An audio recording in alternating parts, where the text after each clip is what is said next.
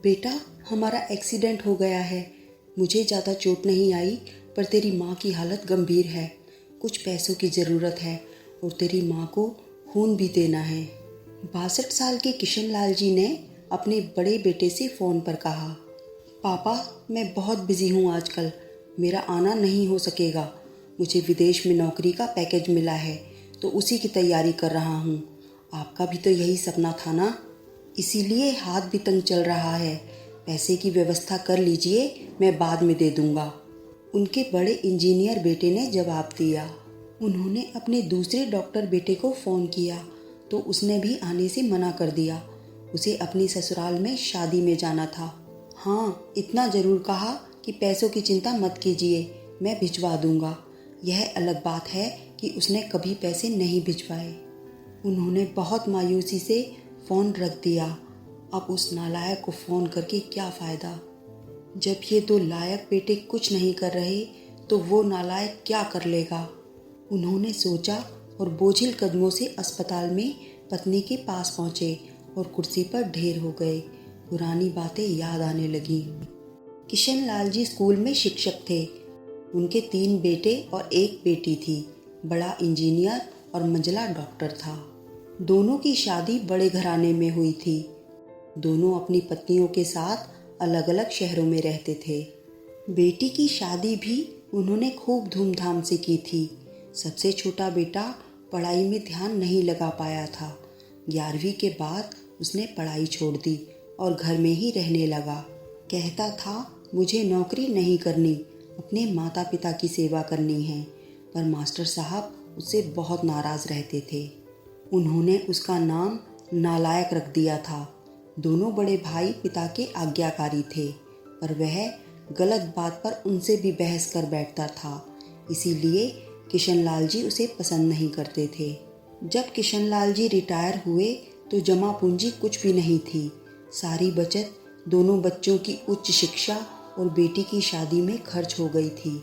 शहर में एक घर, थोड़ी ज़मीन और गांव में थोड़ी सी ज़मीन थी। घर का खर्च उनकी पेंशन से चल रहा था।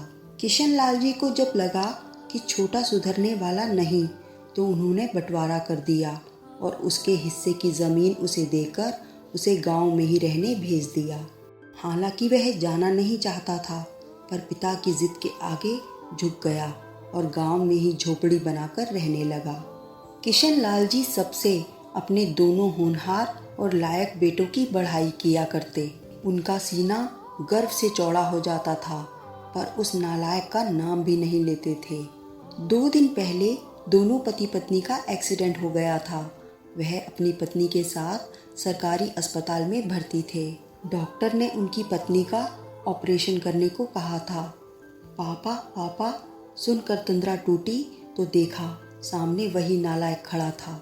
उन्होंने गुस्से से मुंह फेर लिया, पर उसने पापा के पैर छुए और रोते हुए कहा, पापा, आपने इस नालायक को क्यों नहीं बताया? पर मैंने भी आप लोगों पर जासूस छोड़ रखे हैं।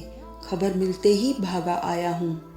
पापा के विरोध के बावजूद उसने उनको एक बड़े अस्पताल में भर्ती कराया। माँ का ऑपरेशन कराया, अपना खून दिया। दिन रात उनकी सेवा में लगा रहता। फिर एक दिन वह गायब हो गया। वह उसके बारे में फिर बुरा सोचने लगे थे कि तीसरे दिन वह वापस आ गया। महीने भर में ही माँ एकदम भली चंगी हो गई। वह अस्पताल से छुट्टी लेकर उन लोगों को घर ले आया। किशन लाल जी के पूछने पर बता दिया कि खैराती अस्पताल था, पैसे नहीं लगे हैं। घर में नौकरानी थी ही। वह उन लोगों को छोड़कर वापस गांव चला गया। धीरे धीरे सब कुछ सामान्य हो गया। एक दिन यूं ही उनके मन में आया कि उस नालायक की खबर ली जाए। दोनों जब गांव के खेत पर पहुंचे तो झोपड़ी में ताला देखकर चौंके। उनके खेत में काम कर रहे आदमी से पूछा तो उसने कहा, यह खेत अब मेरे हैं। क्या? पर यह खेत तो। उन्हें बहुत आश्चर्य हुआ। हाँ, उसकी माँ की तबीयत बहुत खराब थी। उसके पास पैसे नहीं थे, तो उसने अपने सारे खेत बेच दिए। वह रोजी रोटी की तलाश में दूसरे शहर चला गया है। बस यह झोपड़ी उसके पास रह गई है। यह रही उसकी चाबी। उस आदमी ने कहा। वह झोपड़ी में दाखिल हुए तो बरबस उस नालायक की याद आ गई। टेबल पर पड़ा लिफाफा खोल कर देखा तो उसमें रखा अस्पताल का 9 लाख का बिल उनको मुंह चिढ़ाने लगा। उन्होंने अपनी पत्नी से कहा, जानकी, तुम्हारा बेटा नालायक तो था ही, झूठा भी है। अचानक उनकी आंखों से आंसू गिरने लगे और वह जोर से चिल्लाए, तू कहाँ चला गया नालायक, अपने पापा को छोड़कर? एक बार वापस आ जा, फिर मैं तुझे कहीं नहीं जाने दूंगा। उनकी पत्नी के आंसू भी बहे जा रहे थे और किशनलाल जी को इंतज़ार था अपने नालायक बेटे को अपने गले से लगाने का। सचमुच बहुत नालायक था वो।